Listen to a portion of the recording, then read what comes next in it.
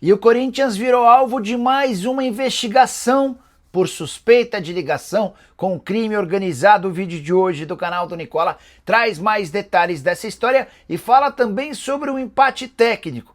Na briga pelo título do Campeonato Brasileiro, Flamengo e Palmeiras aparecem com chances bem parecidas. Bora falar também sobre a presidente Leila Pereira mandando prender e soltar no Palmeiras, como há muito tempo a gente não vê. Quero falar também sobre o Fluminense, as últimas do Cruzeiro, novidade triste para o torcedor do Santos, o provável São Paulo e muito mais.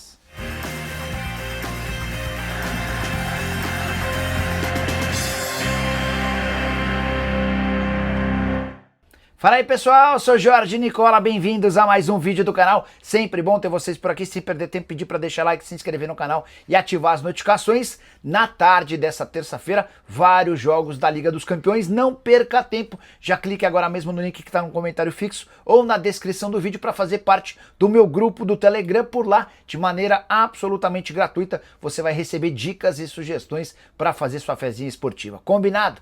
Bora começar o vídeo com aquele tradicional giro de notícias para contar que a FIFA vai distribuir 1 bilhão e 800 milhões de reais a clubes por todo o mundo que cederem atletas para as eliminatórias e também para a Copa do Mundo de 2026. Essa é uma novidade. A FIFA costumava pagar uma indenização aos clubes que cediam jogadores para a Copa. Agora também vai haver essa indenização para atletas cedidos durante as eliminatórias. Bora falar sobre o Internacional. Notícia triste. Nessa terça-feira houve uma tentativa de invasão do Centro de Treinamento Colorado. 17 torcedores foram lá, tentaram pular para conversar com os jogadores. A brigada policial, a brigada militar de Porto Alegre foi acionada e evitou qualquer tumulto maior. Quero te atualizar agora sobre o São Paulo com os últimos preparativos para a partida de ida das quartas de final da Libertadores, jogo marcado na quinta-feira contra a LDU em Quito. São Paulo encerrou sua preparação nesta terça-feira e com boas notícias. Enzo Dias e Wendel treinaram normalmente. Ferreira, que havia sido baixa no confronto do final de semana, também esteve à disposição. Dessa maneira, Hernan Crespo deve contar com retornos importantes. Provável São Paulo para quinta-feira com 3 zagueiros, deve ter a seguinte formação: Rafael no gol, Tolói, Alan Franco e Ferrarese na zaga. Existe a chance de o Arboleda se tornar titular no lugar de algum desses três, possivelmente do Tolói. Meio campo com Cédric na direita e Enzo Dias na esquerda. Alisson, Pablo Maia e Rodriguinho devem formar o trio de meio campistas. No ataque, Luciano e Ferreira. Em relação a Lucas Moura, ainda não deve ficar à disposição para a partida dessa quinta-feira. Já dá para cravar que Oscar e Luiz Gustavo estão fora do jogo. São Paulo viaja na quarta, vive cerca de 24 horas lá em Quito, na cidade a 2.850 metros acima do nível do mar. São Paulo precisa voltar com pelo menos um empate para, na quinta-feira da semana seguinte, assegurar a classificação para a semifinal da Libertadores. Quero falar agora sobre o Santos e um problema recorrente ligado a transfer bans, punições impostas pela FIFA por causa de dívidas. A FIFA acaba de condenar o Santos ao pagamento de 12 milhões e 600 mil reais a Pedro Caixinha e sua comissão técnica. O Santos tem 45 dias para fazer esse pagamento à vista. Eles foram dispensados e não receberam as verbas rescisórias, além de alguns outros atrasos. A tendência é que o Santos recorra mais uma vez à Corte Arbitral do Esporte. Só por recorrer, o Santos já vai ser obrigado a gastar 500 mil reais, isso sem falar em todos os juros que serão aplicados a partir da punição, que acontece em mais ou menos um ano. E o problema do transfer ban tem sido recorrente na Vila Belmiro. O presidente Marcelo Teixeira me contou que somente no ano passado teve que pagar 3 transfer bans, além de evitar outros 3. Abre aspas para o presidente: está no balanço do exercício de 2024.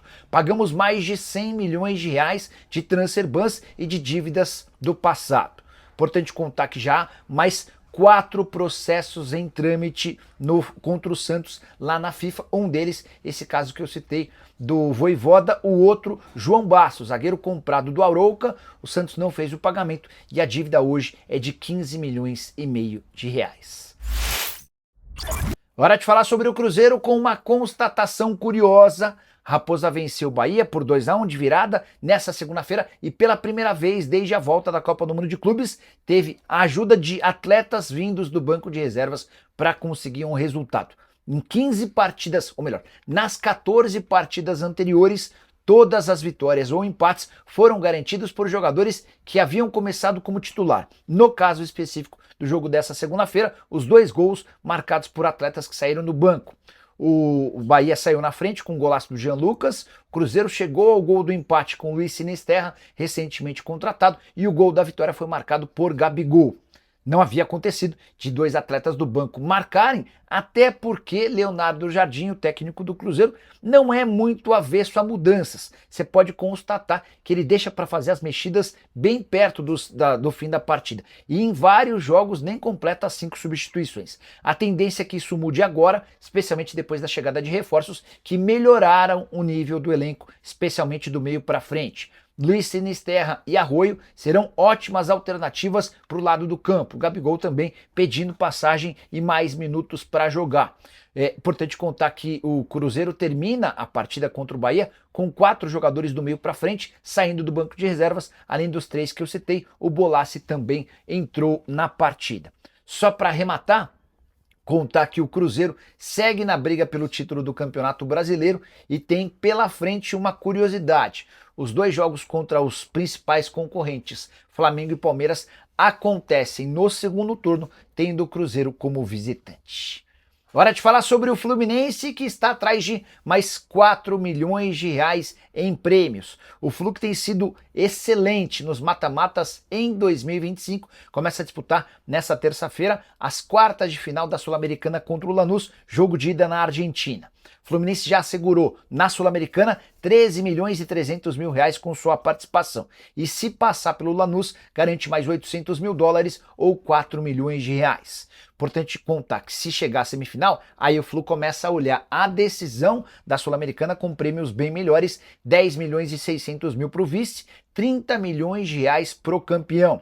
Fluminense que disputou 11 mata-matas em 2025. Com 9 vitórias e apenas 2 eliminações. Somente o Flamengo, na final do Campeonato Carioca, conseguiu bater o Fluminense, assim como o Chelsea na semifinal da Copa do Mundo de Clubes. Todos os outros 9 duelos com vitórias rubro-negras, não, com vitórias tricolores. O Fluminense, por exemplo, venceu um confronto na semifinal do Carioca, teve vitórias na Copa do Brasil, na Sul-Americana e também na Copa do Mundo de Clubes. Hora de falar sobre o Palmeiras para registrar que Leila Pereira é a presidente mais poderosa do Verdão desde Mustafa Contursi. Por que eu estou trazendo essa explanação?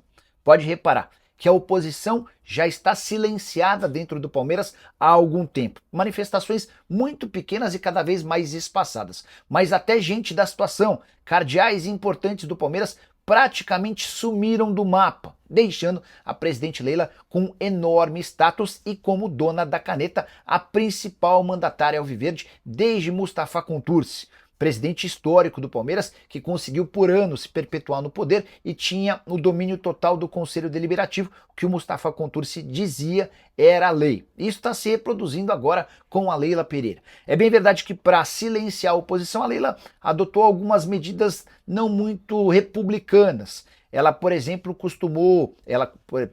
puniu conselheiros que fizeram uma lista pedindo explicações. Esses caras deixaram de, por exemplo, receber ingressos para jogos e shows. Isso acabou silenciando o pessoal da oposição. Mas até cardeais importantes do Verdão, como por exemplo Paulo Bosi e Maurício Gagliotti, praticamente não falam.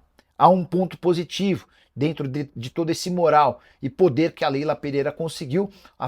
Não há mais vazamento de notícias no Palmeiras. O Palmeiras consegue concentrar praticamente tudo e só deixa que chegue na imprensa e na torcida notícias que interessam. Esse é um ponto positivo. Embora exista também a percepção de que a oposição está cada vez mais enfraquecida e isso, não sei se do ponto de vista político, é mais vantajoso. Próxima eleição só acontece em dezembro de 2027 e a tendência é que Paulo Bosi, vice-presidente da Leila, seja o candidato da situação. Queria que você usasse o espaço para comentário para dar uma nota de 0 a 10 para o mandato de Leila Pereira como presidente alviverde, beleza? Hora de falar sobre as chances de título do Campeonato Brasileiro depois do fechamento de mais uma rodada. Nessa segunda-feira o Cruzeiro venceu o Bahia, colocando ponto final a outra rodada do Campeonato Nacional e de acordo com o GE, há um empate técnico em relação a Flamengo e Palmeiras na disputa pelo título hoje. Esses são os dois grandes candidatos à taça. O Flamengo aparece com 41,7% de chances de conquista, enquanto o Palmeiras tem 40,2%. Eles estão separados por 4 pontos, mas o Flamengo com um jogo a mais em relação ao Verdão. O Cruzeiro na tabela de classificação é o segundo colocado, mas nesse momento, segundo o GE, tem apenas 14,7% dos pontos. Isso se dá porque o Cruzeiro, apesar de ter 47 pontos, 3 a menos do que o Flamengo e 1 a mais do que o Palmeiras, tem jogos a mais do que os concorrentes. O Cruzeiro já disputou 23 jogos contra 22 do Flamengo e 21 do Palmeiras. Além dos 3, ainda tem chances mínimas de título o Botafogo, 2,2%, o Mirassol, 0,6%, o Bahia, 0,3% e o São Paulo com 0,1%. Já contei para vocês nesse vídeo que o Cruzeiro tem contra si, além da distância em relação aos dois, o fato de precisar visitar no segundo turno o Palmeiras e o Flamengo na condição de visitante. Use o espaço para comentário agora para dizer quem você acha que se sai campeão brasileiro de 2025. Combinado? Bora fechar o vídeo para falar sobre o Corinthians, com nova suspeita de ligação com crime organizado, mais especificamente com o primeiro comando da capital, a pior facção criminosa do país. O Ministério Público quer saber se Fausto Vera, Rodrigo Garro e Thales Magno se hospedaram em um apartamento ligado a um membro do PCC por indicação do Corinthians, e se sim, por qual membro do Corinthians. Só para vocês entenderem, há um apartamento na Alha Franco que costumava ser utilizado por atletas do Corinthians. Esse apartamento era alugado e pertence a um cidadão chamado Alemão, que segundo o Ministério Público é ligado ao primeiro comando da capital.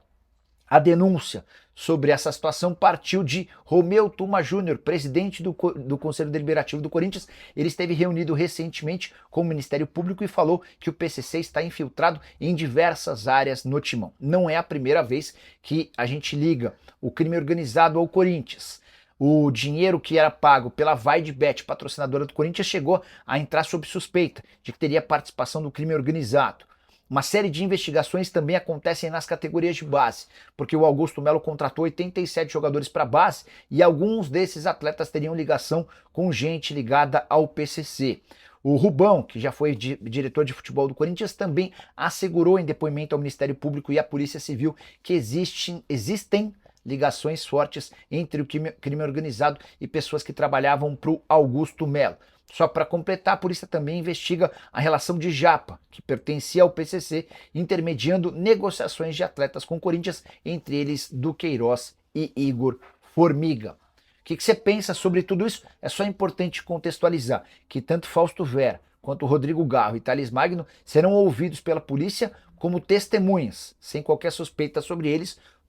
A polícia e o Ministério Público querem entender como é que se deu essa relação e a busca por um apartamento que pertence a alguém ligado ao crime organizado. Curtiu o vídeo? Não esquece de deixar like, de se inscrever no canal. A gente se encontra assim que surgir notícia.